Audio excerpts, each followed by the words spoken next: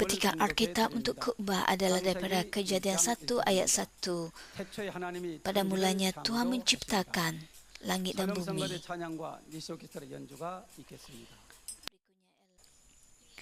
Saudara-saudari yang saya kasih dalam Tuhan, semua orang kudus dari gereja Cawangan dan gereja tempatan, penonton GCN dan semua anak Tuhan yang menghadiri ibadah ini dalam talian. Inilah khotbah yang ke-21 tentang kitab Kejadian. Dalam khotbah yang lalu, kita telah berbicara mengenai beberapa makhluk dalam dunia roh jahat, iaitu Lucifer, naga-naga dan hamba-hamba naga serta syaitan.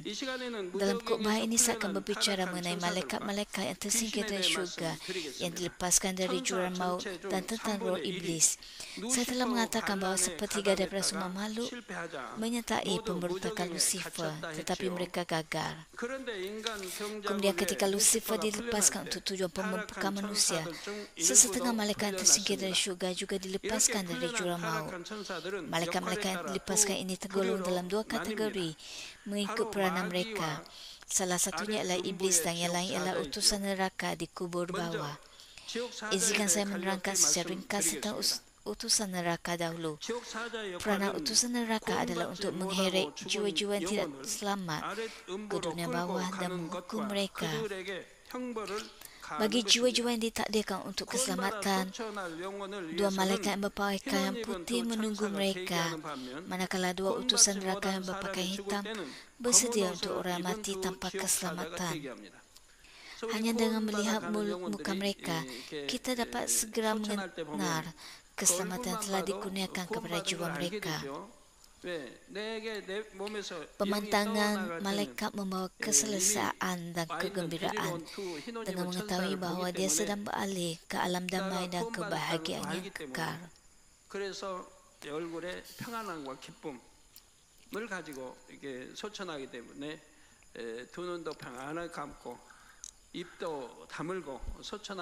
Dengan wajah tenang, dia perlahan menutup matanya dan meninggal dunia dengan damai.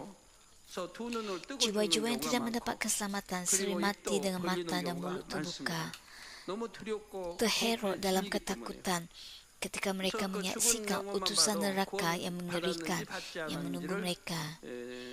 Sebaliknya, jiwa-jiwa yang mendapat keselamatan sering meninggal dunia dengan tenang, seolah-olah sedang tidurnya. Wajah mereka tenang dan bebas daripada sebarang ketakutan atau kesakitan. Dalam filem Utusan Neraka biasanya memakai pakaian hitam dengan selikan berwarna biru gelap. Ya, memang mereka kelihatan seperti itu. Utusan neraka sebenarnya kelihatan jauh lebih mengerikan, tetapi utusan neraka yang digambarkan dalam filem agak menyerupai utusan neraka yang sebenar. Utusan neraka telah hilang sepenuhnya penampilan malaikat asal mereka, yang dahulunya merupakan simbol kecantikan dan keagungan. Secara keseluruhan, utusan neraka diselubungi aura kegelapan. Penampilan mereka begitu menakutkan sehingga ke tulang sumsum. Dalam sesetengah situasi, sejurus lepas mati, mata orang yang tidak mendapat keselamatan mungkin terbuka kepada alam rohani. Lalu mereka ketakutan melihat utusan neraka. Sesetengah daripada mereka tidak terkata-kata akibat ketakutan. Tubuh mereka kaku dan mata mereka terbuka luas dalam ketakutan ketika mereka menghadapi nasib mereka. Utusan neraka yang bertugas melaksanakan hukuman adalah lebih menakutkan dari segi penampilan. Mereka memancarkan tenaga jahat yang kuat dan mengiksa jiwa-jiwa yang tidak mendapat keselamatan dengan pelbagai alat. Mereka tidak melakukan perkara tersebut atas kehendak mereka sendiri, tapi mereka bergerak mengikut hati dan kehendak Lucifer. Utusan neraka hanyalah berjalan untuk melaksanakan kehendak Lucifer. Tindakan dan kata-kata utusan neraka ialah cerminan langsung daripada fikiran dan kehendak Lucifer. Sekarang biarlah saya menerangkan peranan iblis. Saya sudah menerangkan penjelasan tentang syaitan dan pada hari ini tentang iblis pula. Secara ringkas, peranan iblis bertentangan dengan peranan malaikat. Sebagai contoh, terdapat malaikat yang menjaga dan melindungi anak-anak Tuhan yang mendapat keselamatan. Malaikat-malaikat ini membantu Tuhan mereka mencapai kebenaran dan mereka bersukacita bersama apabila Tuhan mereka berkemenangan. Iblis bergembira dalam menggoda orang untuk melakukan dosa, menikmati kejatuhan dan kerosakan jiwa mereka. Tuhan mengutus satu malaikat kepada setiap orang yang mendapat keselamatan dan yang namanya tercatat dalam kitab kehidupan untuk melayani mereka. Oleh itu, malaikat-malaikat ini sentiasa mengetuk hati anda, menggesa anda untuk hidup menurut firman kebenaran. Walaupun anda tidak dapat mendengar suara ini semasa anda masih dalam sifat badani. Orang yang telah memasuki tahap iman roh dapat mendengar suara ini. Hari ini tidak memasuk seperti, malaikat sedang bercakap dengan saya. Tetapi hati mereka dipengaruhi oleh malaikat. Mereka berfikir, saya mesti hidup mengikut kebenaran. Perkara ini adalah palsu. Lalu hati mereka tergerak dengan cara ini. Lalu berfikir, ini adalah kebenaran. Oleh itu, saya mesti mengikuti kebenaran. Beginilah cara malaikat membantu kita. Walaupun apabila anda hidup secara badani, anda tidak dapat mendengar suara malaikat. Tidak kira berapa banyak mereka membantu anda. Mereka mengajar anda tentang kebenaran, kebaikan dan menasihat anda. Tuhan anda tidak sepatutnya melakukan hal itu, tapi anda tidak dapat mendengar suara itu sama sekali. Sebenarnya anda mendengar suara kuasa kegelapan, itu syaitan atau iblis. Iblis tidak hanya bekerja pada orang bukan Kristian, tapi juga pada orang Kristian. 1 Petrus 5 ayat 8 menyatakan, berjaga-jagalah dan berwaspadalah kerana iblis musuh kamu merayau-rayau seperti singa yang mengaum sambil mencari mangsa. Di Afrika bukankah singa berkeliaran mencari makanan? Apabila anda memikirkan pemandangan itu, anda perlu bertekun dan berjaga-jaga. Seperti yang dikatakan, iblis berkeliaran mencari seseorang untuk ditelan. Katakan seseorang menerima kerja syaitan dan sifat berdosa yang tergerak dalam hatinya. Lalu iblis melihatnya. Iblis tidak melepaskan peluang ini, tetapi menghasut orang ini dengan lebih banyak lagi. Iblis menggerakkan sifat berdosa ini dan hari akhirnya membuatkan orang itu melakukan perbuatan yang tidak benar. Syaitan menanamkan pemikiran palsu dalam minda orang dan roh iblis menghasut mereka untuk bertindak. Itulah sebabnya Alkitab menyatakan bahawa orang yang berbuat dosa ialah milik iblis. Apabila anda berbuat dosa, anda menjadi hamba dosa dan dikatakan bahawa anda telah ditipu oleh iblis. 1 Yohanes 3 ayat 8 berkata, sesiapa terus-menerus berbuat dosa, dia anak iblis. Jika anda tidak dapat hidup dalam kebenaran tapi hidup dalam kepalsuan dan berbuat dosa, anda harus tahu bahawa anda telah ditipu oleh iblis. Jika anda secara pribadi mengatakan kepada seseorang yang berbuat dosa, anda telah ditipu oleh iblis, mereka akan berasa marah, bukan? Inilah firman Tuhan. Hal itu benar dan mereka berbuat dosa kerana mereka telah ditipu oleh iblis. Ini merupakan perkara yang harus kita fahami dengan jelas. Sesiapa terus-menerus berbuat dosa, dia anak iblis kerana iblis berdosa sejak permulaan. Iblis menggoda orang untuk melakukan segala jenis dosa. Iblis juga menyebabkan orang menderita. Tidak lama kemudian iblis membuatkan mereka berbuat dosa, dan oleh sebab mereka telah berbuat dosa, hal ini membawakan ujian dan kesengsaraan kepada mereka mengikut harga dosa mereka. Walaupun hal itu tidak bermaksud bahawa iblis secara langsung masuk ke dalam orang dan melakukan kerja. Mula-mula syaitan menanamkan benih pemikiran palsu dalam minda orang. Lalu kemudian orang menerima pemikiran tersebut mempunyai keinginan untuk bertindak berdasarkan pemikiran itu. Sebagai contoh, seseorang memanggil anda dengan nama buruk. Jika anda mempunyai kebenaran dalam hati anda lebih daripada ketidakbenaran, anda akan menerima kerja Roh Kudus dan menurunkan kembali diri anda. Anda mungkin pada mulanya mempersoalkan jika anda melakukan sesuatu yang mencetuskan kemarahan orang tersebut. Walaupun anda tidak melakukan apa-apa kesalahan pun, sebagai orang yang benar, anda akan mendengar suara Roh Kudus. Roh Kudus akan mengingatkan anda. Tuhan telah memberitahu anda untuk mengasihi orang lain, sekalipun musuh anda. Anda tidak seharusnya membencinya. Anda tidak seharusnya mempunyai perasaan buruk terhadapnya. Pasti ada sebab mengapa dia berbuat demikian. Lebihlah memahami dan mengasihinya.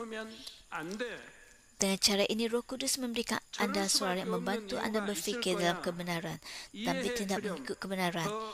Ketika anda mendengar suara Roh Kudus, anda akan menerima lebih banyak kekuatan dan mempraktikkan kebenaran. Sebaliknya, jika anda mempunyai ketidakbenaran lebih daripada kebenaran, lebih mudah bagi anda untuk dipengaruhi oleh syaitan. Sifat jahat dalam hati anda bergabung dengan kerja kegelapan yang telah disebarkan oleh syaitan, lalu menjadi pemikiran badani. Penting untuk memain prinsip ini dengan kukuh.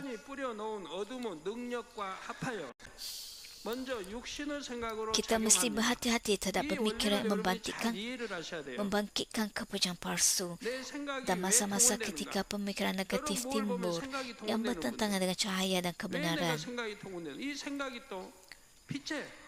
Anda harus mengenali masa-masa ini sebagai dorongan iblis dan harus menganggapnya sebagai panggilan kesedaran.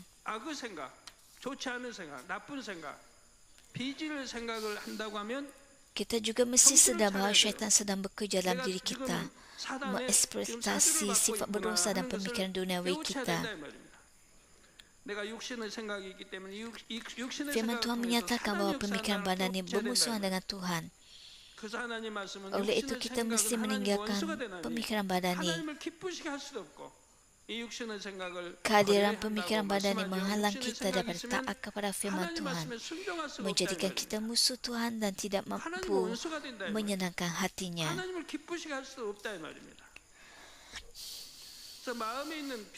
Hati anda yang tidak mempunyai sebarang sifat jahat atau ketidakbenaran mengelakkan pengaruh langsung syaitan. Penting untuk anda mengenali bahawa taktik licik syaitan melibatkan perihal menanam benih ketidakbenaran dalam pemikiran badani kita yang secara beransur-ansur membawa kita menyimpan daripada kebenaran. Mengapa dia memanggil saya dengan nama buruk? Siapa dia untuk memanggil saya dengan nama buruk? Pemikiran badani seperti ini timbul. Setelah laluan pemikiran terbuka seperti ini, tidak lama kemudian perasaan buruk dalam hati anda dibangkitkan. Perasaan buruk, perasaan tidak selesa, kebencian dan sebagainya datang bergelora dalam hati anda. Ketiadaan kemarahan, kepakitan, kebencian dan elemen jahat lain dalam hati kita melindungi kita daripada pengaruh langsung syaitan, menjadikan kita kebal terhadap godaannya.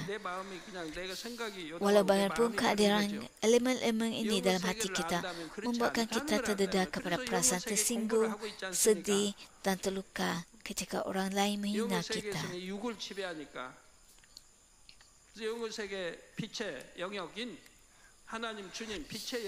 Allah adalah penting untuk kita mengenali bahawa dalam keadaan seperti ini kita berada di bawah pengaruh syaitan dan iblis cuba memanipulasi kita untuk bertindak balas secara negatif.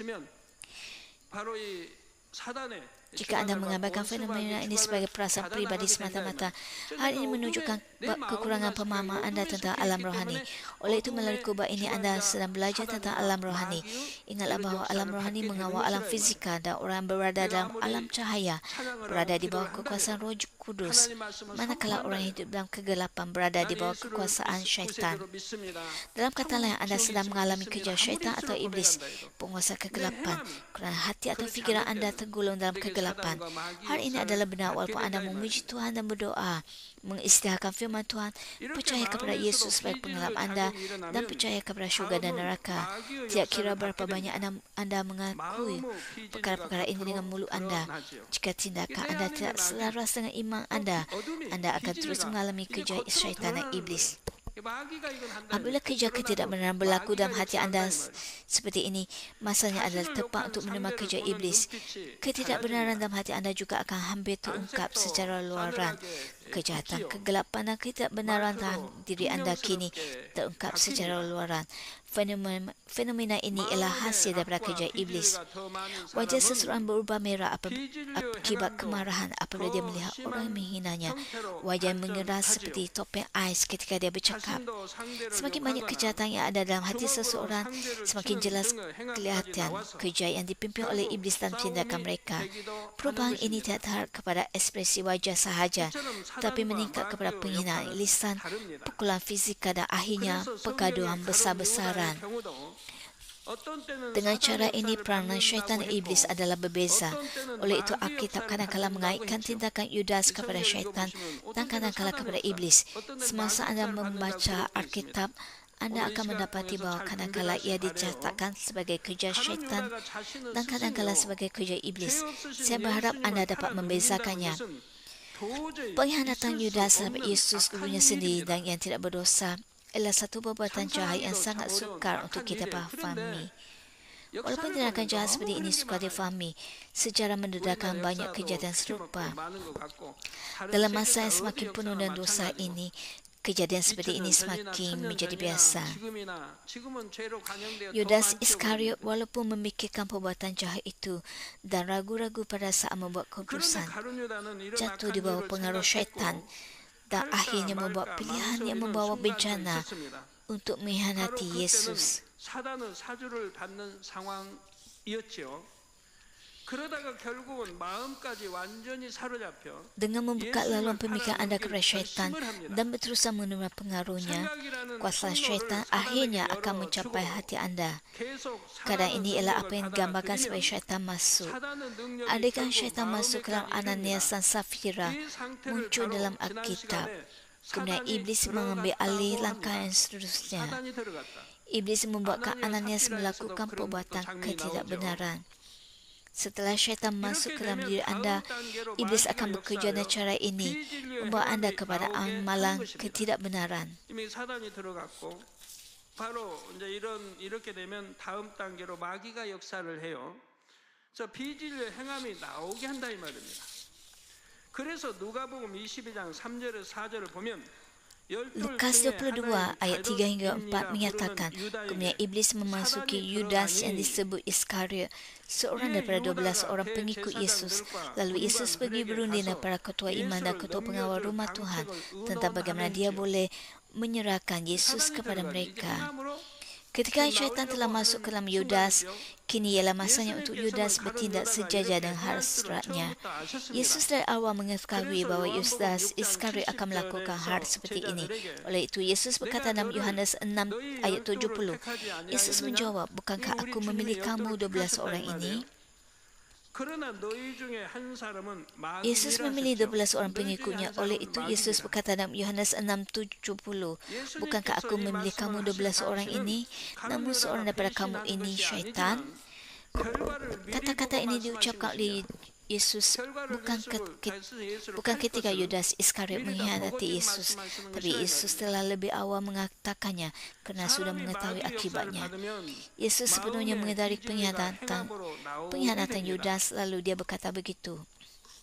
Apabila orang menerima kerja iblis, ketidakbenaran dalam hati mereka keluar sebagai tindakan.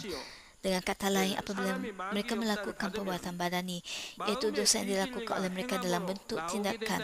Apabila seseorang dipengaruhi oleh kerja iblis, mereka akan akhirnya bertindak mengikut sifat dosa dalam hati mereka dan akhirnya melakukan perbuatan badani. Hal inilah perkara yang serius bagi seorang Kristian untuk melakukan perbuatan badani, kerana hal inilah kerja syaitan dan akhirnya kerja iblis. Merujuk orang yang menerima kerja iblis, 1 Yohanes 3 ayat 10 memanggil mereka anak-anak iblis.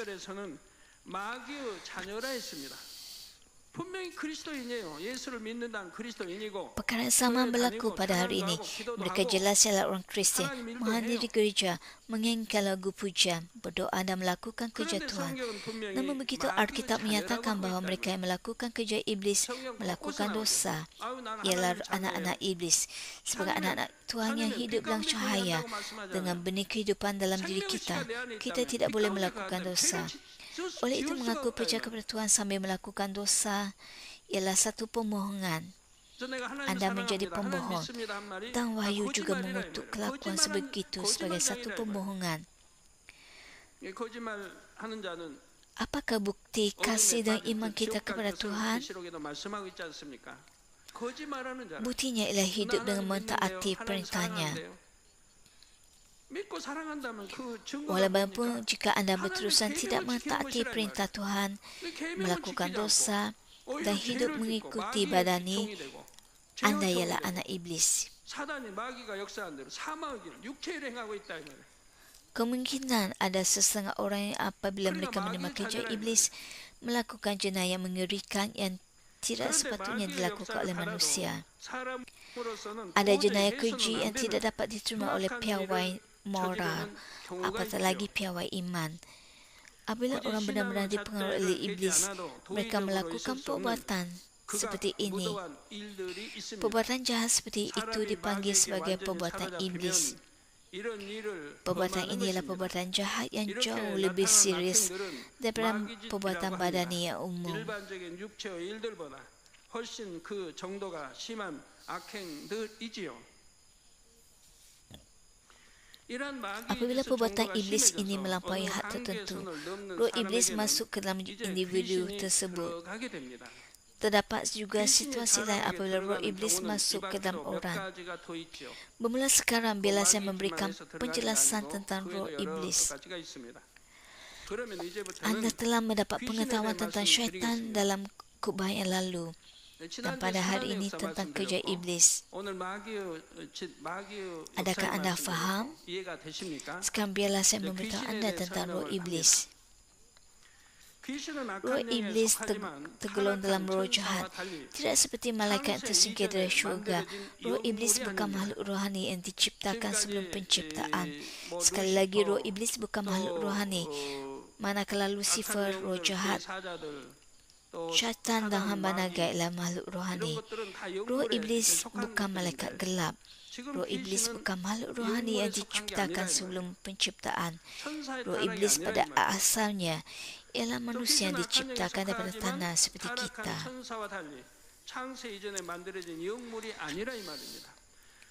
Setengah jiwa yang mati tanpa keselamatan muncul di dunia ini sebagai hantu di bawah keadaan tertentu. Sebaik saja jiwa yang tidak mendapat keselamatan mati, mereka mula-mula diheret ke tempat menunggu di kubur bawah. Antara mereka setengah jiwa yang memenuhi beberapa syarat menjadi roh iblis. Roh iblis adalah pada kedudukan terendah dalam dunia roh jahat, dan mereka bertindak sebagai pembantu iblis.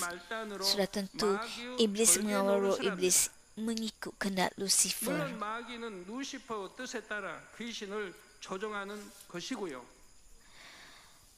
Apakah jenis jiwa yang menjadi roh iblis? Pertama, apabila mereka menjual jiwa mereka kepada syaitan, mereka boleh menjadi roh iblis.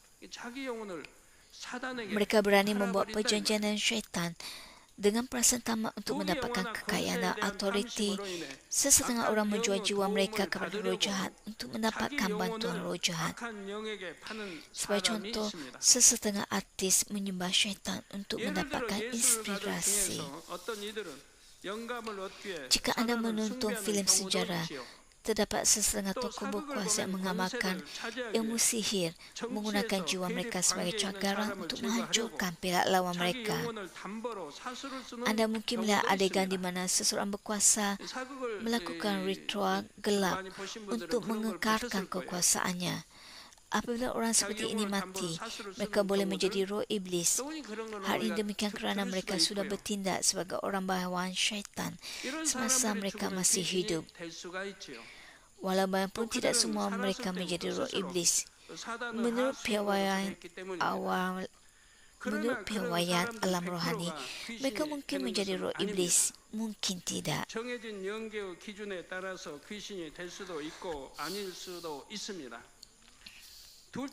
Situasi kedua adalah apabila mereka membunuh diri dalam kejahatan mereka.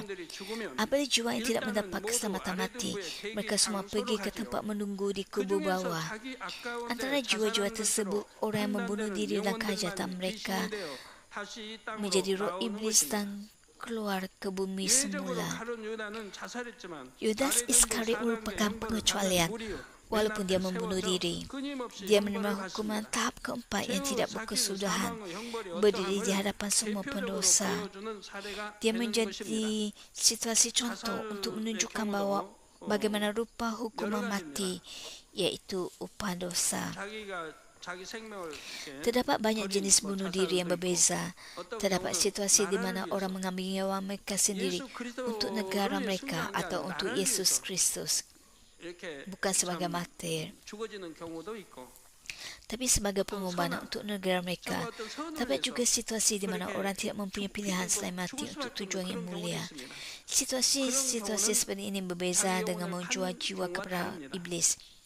Walaupun bunuh diri yang tidak termasuk dalam kategori ini dianggap sebagai syarat untuk menjadi roh iblis selepas kematian. 또 귀신이 되는 경우 셋째는 하나님을 분명히 Situasi ketiga untuk menjadi roh iblis adalah apabila jiwa-jiwa kehilangan iman mereka walaupun mereka telah bertemu dengan Tuhan dan menjalani kehidupan beriman. Sebagai contoh, terdapat orang yang serius merungut dan menentang Tuhan apabila mereka menghadapi ujian seperti apabila anak-anak mereka mati. Atau terdapat orang yang terpengaruh oleh dunia dan sepenuhnya jatuh ke dalam hal badani walaupun selepas mereka menjalani kehidupan beriman. Ada orang yang telah jelas mengalami kejatuhan dan menerima Roh Kudus, namun telah jatuh ke dalam godaan dunia. Individu-individu seperti ini mungkin ada dalam kalangan kenalan anda, saudara mara atau bahkan anggota keluarga anda. Hal inilah situasi apabila mereka melakukan perbuatan badani yang jelas terlalu banyak kali untuk berpaling daripada dosa.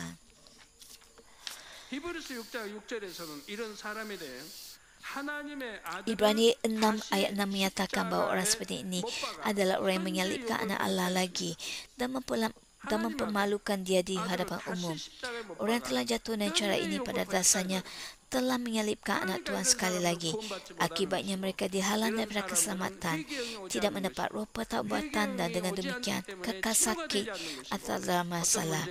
Mereka sengaja melakukan dosa dengan mengetahui sepenuhnya bahawa mereka melakukan dosa. Walaupun mereka menyalibkan Yesus sekali lagi dengan berbuat demikian, bagaimana mereka dapat berpaling dari jalan itu?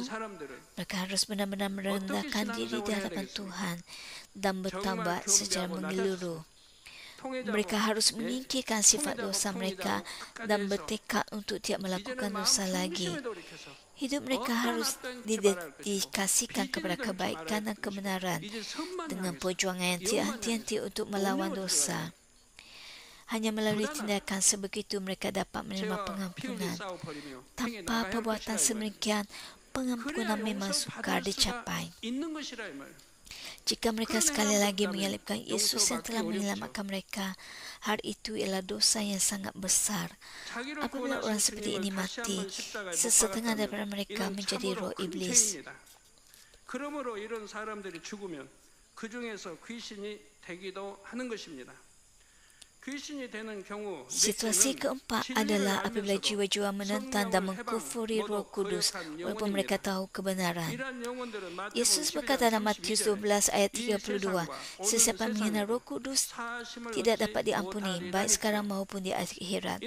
Hal ini bermaksud bahawa dosa berkata-kata dan mengkufuri Roh Kudus ialah dosa yang sangat berat. Apabila orang ini seperti ini mati, mereka mungkin menjadi roh iblis. Sekarang bagaimana persekitaran rohani dialami roh iblis? Persekitaran rohani mereka sebenarnya lebih menyakitkan daripada kubu bawah.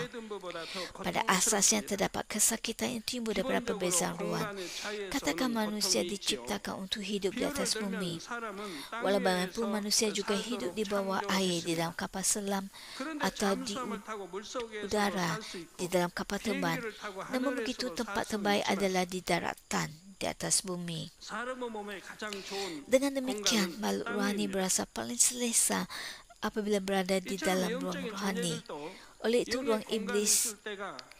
roh iblis berasa lebih baik apabila mereka berada di kubu bawah yang merupakan ruang rohani daripada berada di bumi, iaitu ruang badani. Betapa sukanya bagi roh iblis untuk berada di bumi ini. Tamam pula apabila roh iblis berada di dunia ini, perasaan mereka dapat digambarkan seperti berikut. Mereka berasa seolah-olah berdiri sendirian di padang pasir, di mana ribut salji atau ribut pasir melanda. Mereka berasa kesepian dan kesakitan yang sangat mendalam. Bayangkanlah sahaja,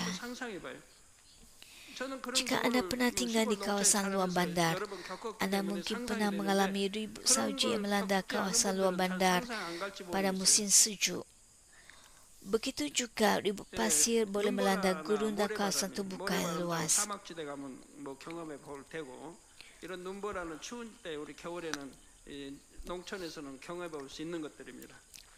berdiri sendirian di tengah-tengah padang pasir yang luas di mana ribut salji atau ribut pasir berkecamuk dan berpusing.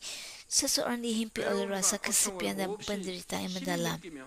Jika manusia diletakkan dalam persekitaran sedemikian, dia akan merasa terdesak mencari tempat untuk mengelakkan keadaan yang melampau itu.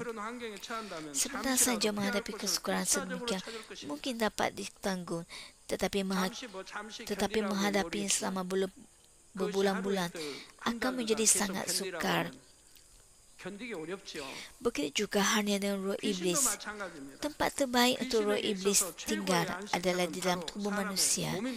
Itulah sebabnya apabila roh iblis memasuki tubuh manusia, roh iblis akan berusaha untuk tidak meninggalkannya.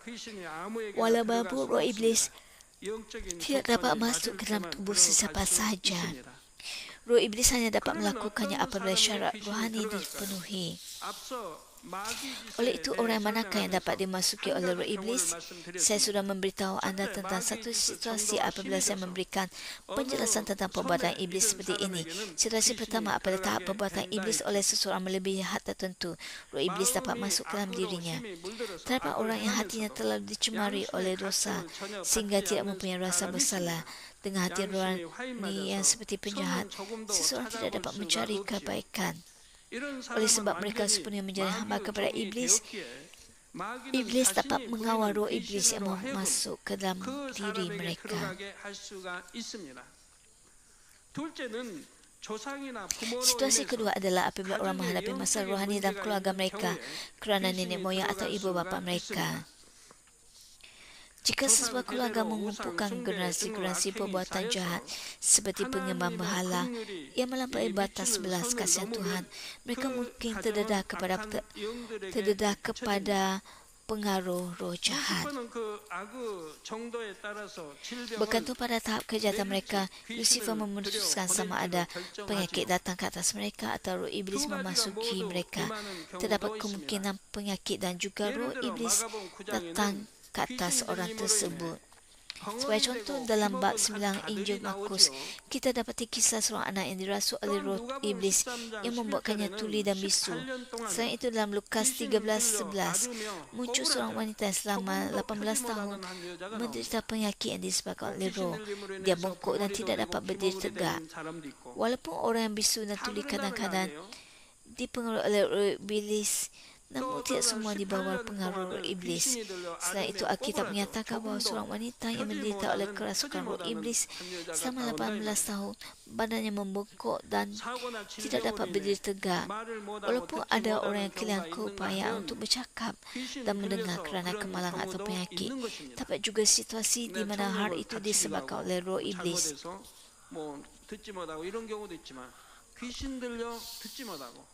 Walaupun kehilangan pendengaran boleh berlaku disebabkan oleh kerosakan fizikal atau keadaan perubatan lain, adalah penting untuk mengetahui bahawa kerasukan roh iblis juga dapat muncul sebagai pekat, buta dan bisu. Situasi ketiga ialah situasi di mana roh iblis dapat masuk ke dalam orang Kristian. Setengah orang terus-menerus mencari kurnia rohani dan kuasa tanpa menyunatkan hati mereka.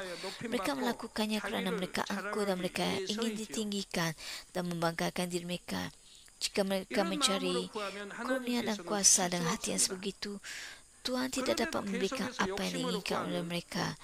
Walaupun jika mereka berusaha mencari kurnia dan kuasa kerana ketamakan mereka, syaitan dapat menyamar sebagai malaikat cahaya dan berjanji untuk memberikan apa yang dicari oleh mereka. Jika mereka mengatakan amin tanpa menyedari bahawa itu ialah syaitan yang memberikannya kepada mereka, roh iblis dapat masuk ke dalam diri mereka. Jika hal ini berlaku, mereka sendiri tidak dapat menyedarinya pada permulaan. Dalam setengah situasi, roh iblis dapat memasuki seseorang yang membenarkan roh iblis melakukannya dengan mengatakan amin, atau dia sendiri mahu roh iblis masuk ke dalam dirinya. Namun begitu, tiada sebarang gejala pada kali pertama. Walaupun suara dalam diri mereka adalah suara roh iblis, mereka keliru dengan menganggapnya adalah suara Roh Kudus. Hal ini demikian kerana roh iblis menggunakan firman Tuhan seperti beritakan Injil atau setialah. Roh iblis juga menggunakan firman Tuhan berdoalah. Oleh itu maksudnya adalah bahawa seseorang itu tersilap percaya bahawa apa yang diterimanya melalui amin diberikan oleh Tuhan. Untuk tidak mendedahkan identiti sebenar, roh iblis bekerja dengan licik pada mulanya. Walaupun roh identiti roh iblis akhirnya membongkarkan identiti mereka. Roh iblis membuat mereka melakukan perkara yang tidak masuk akal, bahkan perkara-perkara melampaui skop kebenaran. Pada masa itu, sudah terlambat untuk menyedari apa yang sedang berlaku. Oleh sebab mereka menggunakan kebebasan mereka kepada roh iblis, mereka menjadi tidak lebih daripada boneka bagi roh iblis. Saudara-saudari yang saya kasih, bagaimana anda dapat menyenangkan orang yang dirasuk roh iblis? Dengan kata lain, bagaimana anda dapat mengusir roh iblis? Pertama, apabila seseorang yang dirasuk roh iblis kembali sedar, walaupun sejenak, anda harus membantunya menghindari kesalahannya dan bertaubat. Anda perlu mencari sebab yang membolehkan roh iblis masuk ke dalam dirinya dan mengikirkan punca tersebut. Bukan saja anggota keluarganya, tapi juga saudara-saudari dalam Tuhan Yesus harus berdoa untuknya dan berusaha untuk keselamatannya dengan kasih bagi pihaknya.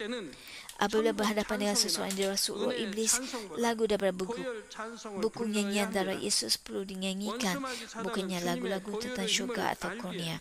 Hal ini demikian kerana syaitan iblis dan roh iblis takut akan lagu darah Yesus kerana mereka tahu akan kuasa darah Yesus. Setelah anda melakukan persiapan seperti ini, apabila seseorang dengan kuasa rohani berdoa, roh iblis akan keluar. Ketika mengusir roh iblis, anda harus menatap mata orang yang dirasuk roh iblis dan memberikan arahan seperti ini. Dalam nama Yesus Kristus, aku perintahkan engkau, roh iblis yang kotor, keluar. Lepaskan ikatan neraka dan pergi. Ketika mengalahkan roh iblis, Yesus menyebut roh iblis itu sebagai engkau roh najis. Roh iblis berasa benci apabila orang mengutuk mereka dan berasa tersinggung. Jika anda mengutuk roh iblis yang kasar, mungkin roh iblis tidak mau mendengarnya dan akan pergi.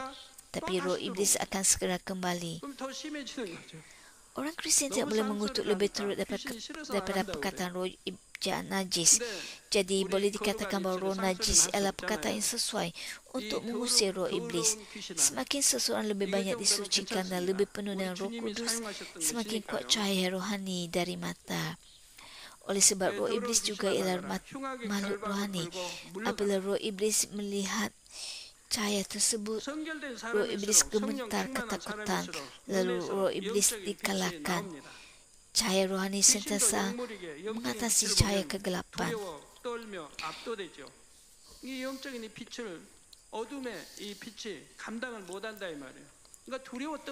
Kuasa kegelapan tidak takut kepada anda hanya kerana anda seorang pastor atau diaken. Tapi cahaya yang anda pancarkan berbeza ketika anda memasuki tahap iman roh. Semakin anda disucikan, semakin kuasa kegelapan takut kepada anda. Tidak kira betapa ganasnya roh iblis itu, roh iblis akan berdiam dan takut di hadapan orang rohani. Walaupun roh iblis tidak takut kepada orang yang tidak suci atau tidak rohani, kuasa kegelapan takut dan gemetar di hadapan orang atau bahkan kanak-kanak yang suci dan memenuhi hati mereka dengan kebaikan.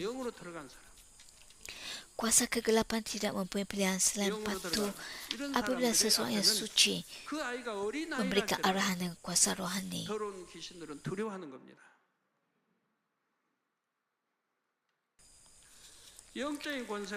Apabila anda mengusir roh iblis, anda harus memerintahkan mereka pergi ke air atau api. Secara rohani, air ialah firman Tuhan dan api ialah api Roh Kudus. Roh iblis berkeliaran di tempat yang tiada firman Tuhan, iaitu tempat yang tiada kebenaran, kebaikan atau kasih. Oleh itu Yesus berkata dalam Matius 12 ayat 43, apabila roh jahat meninggalkan seseorang, roh itu menjelajah tempat yang kering untuk mencari tempat tinggal. Jika tempat tinggal tidak ditemuinya, di mana ada air, dalam erti kata lain, di mana firman Tuhan aktif dan bekerja, roh iblis tidak dapat bekerja. Selain itu, apabila api Roh Kudus menyentuh roh iblis kehilangan kuasa mereka, iaitu autoriti kegelapan. Oleh itu, apabila anda mengusir roh iblis, anda harus memerintahkan roh iblis pergi ke air atau api. Dalam konteks ini, api atau roh adalah rohani, dan roh iblis harus diusir ke tempat ini. Apabila diperintahkan oleh autoriti rohani, roh iblis tidak mempunyai pilihan selain patuh. Roh iblis juga kehilangan kuasa mereka dengan masuk ke dalam api dan air. Selepas roh iblis keluar daripada seseorang, anda perlu membantu orang itu mengisi hatinya dengan firman Tuhan. Kerja mengusir roh iblis oleh seorang pekerja yang diberikan kuasa rohani tidak berakhir setakat itu. Adalah penting untuk dia rajin mempelajari firman Tuhan, kebenaran, dan memupuk pertumbuhan iman. Seperti yang telah saya katakan, memandangkan persekitaran di mana roh iblis berada adalah sangat teruk. Roh iblis cuba untuk masuk ke dalam tubuh manusia. Oleh itu, selepas roh iblis diusir keluar, apakah tempat yang terlebih dahulu difikirkan oleh mereka? Dari perspektif roh iblis seperti dihalau keluar dan berkeliaran tanpa sesiapa yang menyambutnya kembali. Roh iblis seperti ini bersendirian di tengah-tengah ribut salji, dalam keadaan yang sukar dan tanpa tempat berlindung. Terdesak untuk mencari tempat perlindungan, roh iblis berkeliaran tanpa arah, tetapi gagal mendapatkan tempat berlindung. Akhirnya roh iblis cuba kembali ke tempat roh iblis itu diusir keluar. Tempat itu ialah tubuh orang yang roh iblis itu telah diusir keluar, berharap untuk mendapat peluang untuk masuk semula ke dalam tubuh orang itu. Roh iblis datang kembali kepadanya. Setelah roh iblis mendapati dalam hati orang itu tiada air, iaitu kebenaran, roh iblis tidak melepaskan peluang. Roh iblis mungkin masuk ke dalam tubuh orang itu semula agar tidak diusir lagi. Roh iblis kembali dengan roh iblis yang lebih kuat. Yesus berkata dalam Matius 12:44 hingga 45, roh itu akan berkata, aku akan kembali ke rumah yang telah aku tinggalkan. Kemudian roh itu balik dan mendapati rumah itu kosong, bersinar tak atur. Lalu roh itu pergi dan memanggil 7 roh lain yang lebih jahat daripadanya.